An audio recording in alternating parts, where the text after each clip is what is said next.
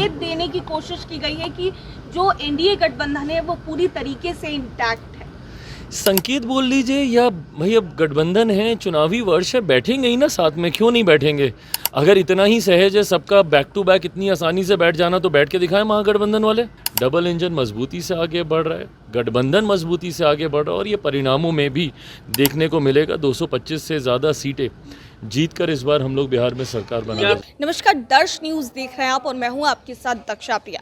केंद्रीय गृह मंत्री अमित शाह के नेतृत्व में आज तमाम घटक दलों के राष्ट्रीय अध्यक्ष जो बिहार में हैं एनडीए के, वो शामिल हुए और ऐसे में बड़ी बैठक कही जा रही थी कि होगी और इस बैठक में कई तरह की रणनीति तय की जाएगी बिहार विधानसभा चुनाव के मद्देनज़र।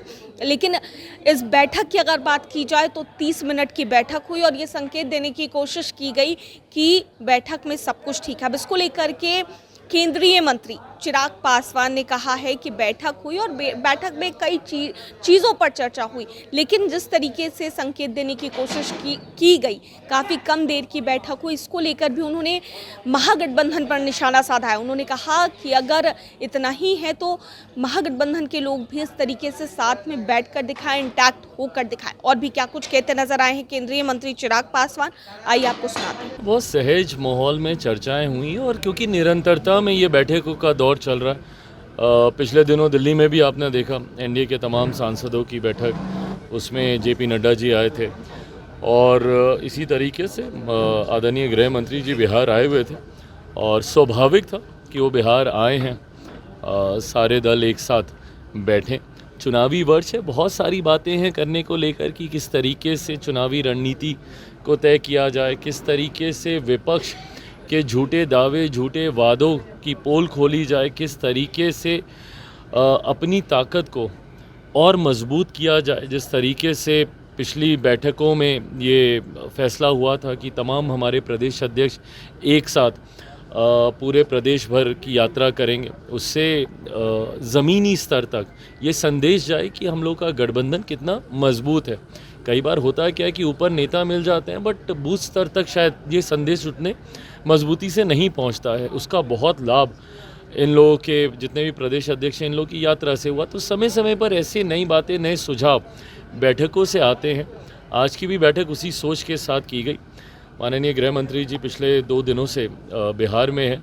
खुशी इस बात की है कि जिस तरीके से भाजपा का शीर्ष नेतृत्व और केंद्र सरकार का शीर्ष नेतृत्व, इंक्लूडिंग मेरे प्रधानमंत्री, जिस तरीके से बिहार को प्राथमिकता देते हुए निरंतरता में बिहार का दौरा कर रहे हैं और अपने लोकसभा के दौरान किए गए वादों को पूरा करने का काम कर रहे हैं। प्रधानमंत्री जी जितनी बार आते हैं, हज़ारों करोड़ की योजनाओं का शिलान्यास यहाँ से करके जाते हैं। आज माननीय गृह मंत्री जी भी आए, गोपालगंज में भी उनका कार्यक्रम था, और उन्होंने भी सैकड़ों करोड़ की राशि का शिलान्यास उन्होंने यहाँ से किया, उसकी घोषणा उन्होंने यहाँ से की। तो ये दर्शाता है कि हमारी केंद्र की सरकार, बिहार की सरकार, डबल इंजन मजबूती से आगे बढ़ रहा है, गठबंधन मजबूती से आगे बढ़ रहा है, और ये परिणामों में भी देखने को मिलेगा। 225 से ज़्यादा सीटें जीत कर इस बार हम लोग बिहार में सरकार बना रहे हैं। क्या कुछ सीट जो है सीटों को लेकर कहा जा रहा है कि सिर्फ संकेत देने की कोशिश की गई है कि जो एनडीए गठबंधन है वो पूरी तरीके से इंटैक्ट है।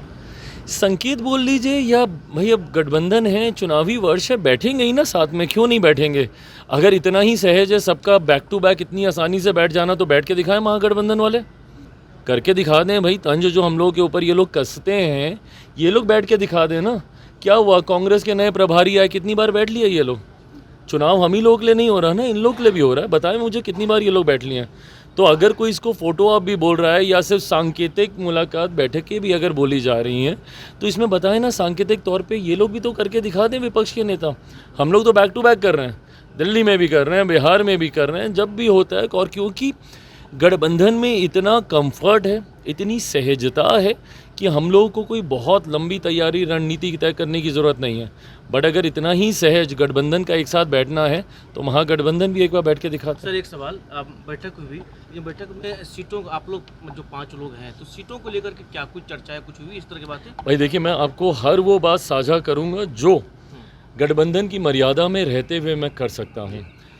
जिसमें स्वाभाविक है सबसे ज़्यादा हॉट टॉपिक या जिस जवाब को आप सब जानना चाहते हैं वो यही है कि किसके खाते में कितनी सीटें आ रही हैं, कौन कहाँ से चुनाव लड़ रहा है।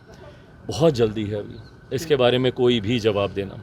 थोड़ा सा चुनाव और समीप आने दीजिए। और आप सब लोग जानकार लोग हैं, आप सब जानते हैं कि सीटों का बंटवारा, सीटों का चयन चुनाव के आसपास ही होता है।